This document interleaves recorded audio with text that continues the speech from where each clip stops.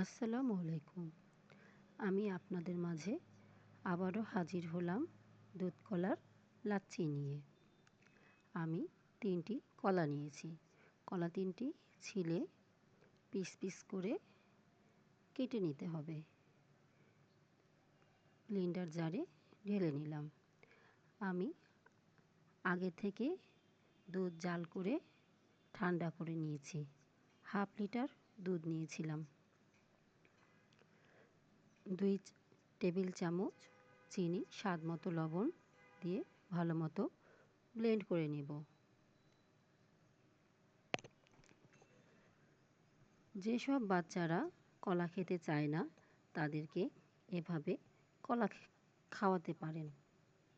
আমার ভিডিওটি ভালো লেগে থাকলে লাইক, কমেন্ট, সাবস্ক্রাইব করবেন। আপনাদের অসংখ্য ধন্যবাদ আমার সম্পূর্ণ ভিডিওটি দেখার জন্য। ভালো থাকবেন, সুস্থ থাকবেন, আর বাসায় একবারের জন্য ট্রাই করে দেখবেন কেমন হয়েছে। আল্লাহ হাফেজ।